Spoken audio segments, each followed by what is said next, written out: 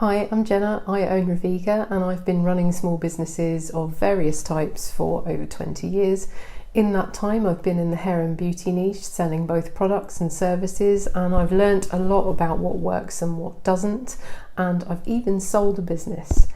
The cosmetics industry is one of the most challenging to be in because of all the regulations. So in this video, I'm going to break down exactly what you need to do to sell your cosmetics, skincare or bath and body products legally in the UK. You can find more involved information on each of these steps on my channel and on the links and resources in the Small Business Hub, which is on my website, linked below, where I suggest you sign up to my email list where I can send you helpful tips and advice on growing your business as well. So let's start with step 1, formulate your products. If you are getting into this niche, I'm going to assume one of three things. You either know how to formulate your own products, you're buying pre-assessed recipes to follow, or you're buying white label, all of which require you to be the responsible person and do the legal admin. So this first step is about perfecting your formulas or sampling white label products until you're 100% happy with the formulas. Don't rush this step. You want to love what you sell, or how are your customers? Once you've got your products sorted, we move to step 2, stability and challenge testing. Stability testing is a must. You must do this for all of your products. You can hire a lab to do accelerated testing for you if you want a longer shelf life, or you could do it at home. If you choose to do it at home, then you can observe the product on a shelf in its final packaging in real time for the length of time you wish the shelf life to be. If you want 12 months, then you need to wait 12 months and check weekly for the first month and then monthly, noting down all the changes in texture, colour and smell. You should also use one, noting the time it takes to use up, how frequently you use it, and again any changes to texture, colour or smell. Finally, if you're just happy with 6 months shelf life and to stability test yourself, you can do the freeze-thaw method. This involves putting the product in its final packaging in the freezer for 24 hours, then remove it and thaw it at room temperature for 24 hours and repeat 3 times, noting down changes after each 24 hours. You note down the changes to texture, colour and smell. If no significant change, then you have a shelf life of 6 months. Doing this twice won't give you 12 months, so bear that in mind. Challenge testing is different. It needs to be done in a lab. You'll only need to challenge test your product if it contains water. A challenge test or microbiome test will check the efficacy of your preservative. I highly recommend checking out Dip Slides. The link is in the Business Hub on my website, linked below. They offer slides where you can test that your products are safe before you pay a professional challenge testing lab. This way you know that they'll pass and you don't risk having to pay multiple times in case they fail. I'd also get these as a matter of course so that you can test each batch you make before selling to your customers to keep up good manufacturing practice. For challenge testing, I recommend ISCA Cosmetic testing. Again, you'll find the link to them on my Business Hub link below, and I think there's also a discount as well. Step 3, getting your CPSR. A CPSR is a cosmetic product safety report. It's a legal document in the responsible person's name, the responsible person being you, the person legally responsible for putting your products on the market, and it states that your product is safe for intended use. It's written by a professional qualified cosmetic chemist or equivalent qualified person and must be held in order to legally sell your products. It must be written by someone qualified to be valid. There are various options for these. If you have your own formulations or you want to be able to create your own formulas within a proven framework, then MAF Cosmetic Consultants have some fantastic options. If you want to make things like soap bars, whipped soap, bath bombs, body butters with a recipe, then Soak Rochford have some insanely affordable flexible assessments to get you started with pretty much a whole range of products in one click. There's many other options, but these are the 2 that I'd recommend today. Once you have your CPSR, you can move on to step 4, creating your labels. These need to be legally compliant and must include several key things: an ingredients list in descending order of percentage, Allergens calculated correctly for the type of product, rinse off or leave on, all have different limits and listed at the end of the ingredients. What the product is and how to use it. Your responsible person, RP information, this is your name and address. The batch number to identify your batch in the event of a customer complaint or reaction. Your shelf life or PAO, period after opening symbol.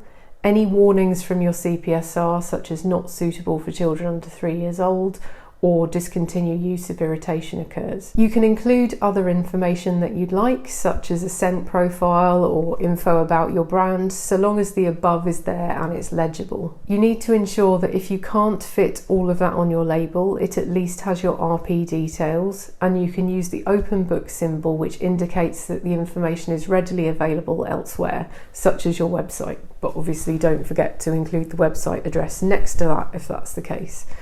Or you can put all the information on a sheet of paper within the box. Step 5, create a product information file, PIF.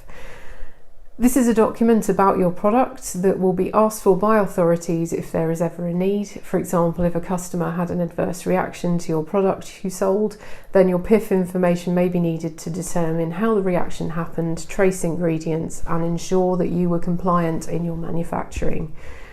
A PIF should comprise of several key pages: the method of manufacture, stability data, composition of the product, animal testing declarations, GMP statement, this is good manufacturing practice, packaging and supplier information, claims information, product labels and photos if you wish, microbio/challenge testing data if applicable, and your CPSR and all technical documents for your ingredients used.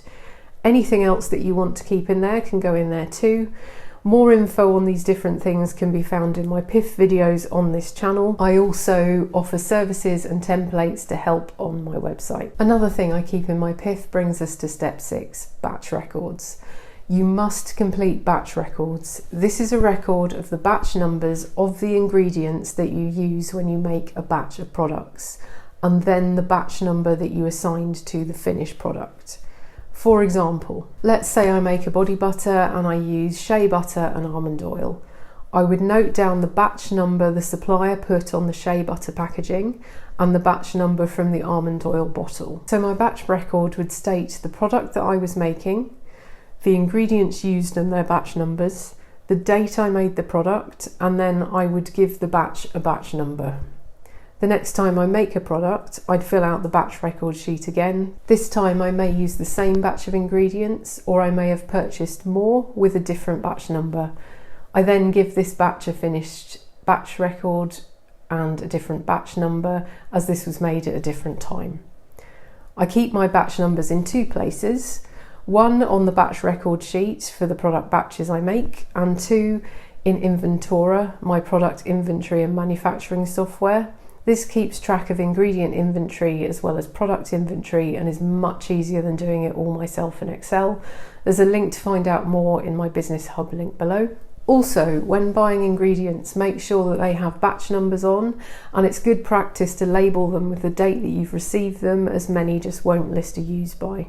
Step 7, prepare your ingredient percent range files for the UK Cosmetic portal. The UK SCPN Cosmetics portal is an essential part of being able to sell your products legally. You must notify each product you make on here, as in each formula, not each individual product you sell. You notify each product once. We'll get into what that involves in a second, but as part of it, you will need to input in your ingredients.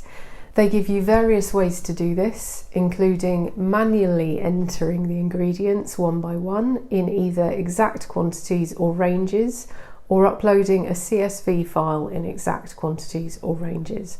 I recommend the CSV file option and using ranges. Ranges are done by listing your ingredients in descending order and then putting in a maximum and minimum percentage. For example, in your CPSR, you may have exact quantities, or if it is a flexible CPSR, you may have maximum levels. The maximum would go in the max column, and then you calculate the minimum. I have a portal video which explains how I do this. You also need to check the MPIS list. to see if any ingredients need to be notified to the Poisons Centre. This is usually essential oils and a few other things. To notify, they just need the word true or false in the NPIS column in the template. If they need to be notified, you put true. If they don't, you put false. Any ingredients that need to be notified should be put in the exact concentration column, whether or not you do ranges. You can download the CSV template to fill out directly from the Cosmetics portal. So step 8 is the Cosmetics portal.